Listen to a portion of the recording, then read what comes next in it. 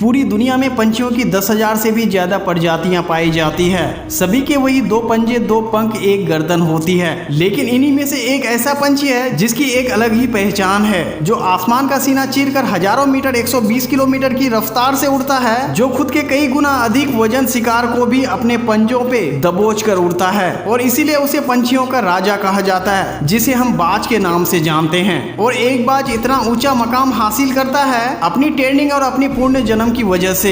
अगर आप भी इस दुनिया में एक मकाम हासिल करना चाहते हो तो एक बाज को बाज बनने का पूरा सफर आपको जानना बहुत जरूरी है, क्योंकि 25 से 30 उम्र तक आने के बाद लोगों को रिस्क लेने से डर लगता है। लेकिन एक बाज के जीवन की शुरुआत रिस्क से होती है। जिस उम्र में बाकी पंछियों के बच्चे सिर्फ ची ची करना सीखते हैं, उस उम्र में एक मादा बाज अपने बच्चों को पंखों में दबोचकर हजारों मीटर आसमान की ऊंचाई पर उड़ जाती है, उसे ये बताने के लिए कि तेरा जन्म आसमान का सीना चीरने के लिए सबसे ऊपर उड़ने के लिए हुआ है। तेरा जन्म पंछियों का बादशाह बनने के लिए हुआ है। जमीन से हजारों मीटर ऊपर ले जाकर मादा बाज अपने पंजों से उसे छोड़ देती है और यहीं से शुरू होती है उसकी हाई रिस्क ट्रेनिंग। वो चूजा जमीन की तरफ तेजी से गिरने लगता है, थोड़ा नीचे आता है तो उसकी पंख खुलने लगते हैं। नीचे आते आते वो अपने पंखों फरफराने लगता है, लेकिन वो अभी तक उड़ना नहीं सीखा है। वो जमीन से कुछ ही ऊपर होता है, ऐसा लगता है कि कुछ ही सेकेंड में उसका जीवन समाप्त हो जाएगा।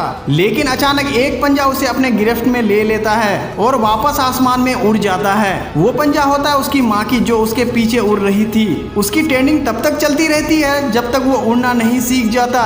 इतनी हाई रिस्क ट्रेनिंग होने के बाद इस दुनिया को एक बाज मिलता है। बारिश के वक्त जब सारे पंछियां आश्रय की तलाश करते हैं, तब यही बाज उसी बारिश में आसमान का सीना चीरते हुए ऊपर निकल जाता है और बादल से कहता है, तू बरस ले जितना बरसेगा, और फिर नीचे आकर चैलेंज करता है। एक बाज की उम्र लगभग 70 साल होती है। जब वो 40 साल का होता है, तब एक परेशानी उसकी जिंदगी में मौत बनकर आती है, जो उसकी परेशानियों की तुलना में बहुत बड़ी होती है, क्योंकि 40 साल की उम्र में बाज की चोंच इतनी मुड़ जाती है कि उसे शिकार निगलने में बहुत ही ज्यादा परेशानी होती है। उसके पंख भी भारी हो जाते हैं, छाती से चिपकने लगते हैं, जिससे उड़ना बहुत मुश्किल हो जाता है। उसके पंजे लंबे और लचीले हो जाते हैं, जिससे वो शिकार को सही से नहीं पकड़ पाता।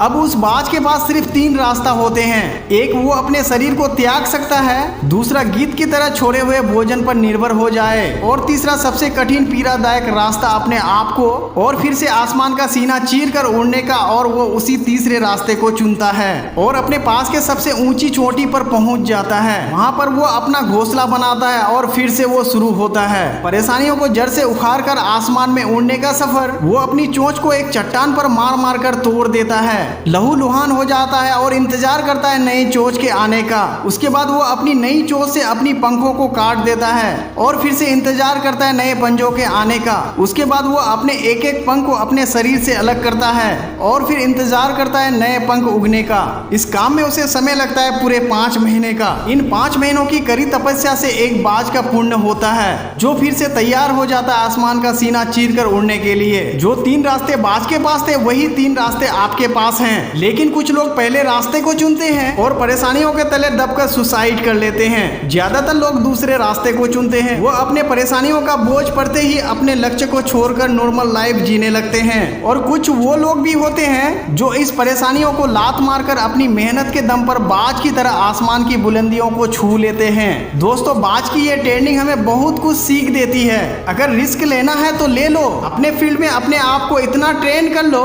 कि इस फील्ड में आपसे ऊपर उड़ने के बारे में सोचकर लोगों के पसीने छूट जाए, तभी आप अपने फील्ड के बादशाह कहलाओगे। उम्मीद करता हूँ आपको ये बाज की कहानी बहुत ही ज़्यादा पसंद आई है। अगर वीडियो अच्छा लगे तो लाइक करना, शेयर करना, सब्सक्राइब करना, कमेंट जरूर करना कि वीडियो कैसा लगा। थैंक यू सो मच दोस्तों।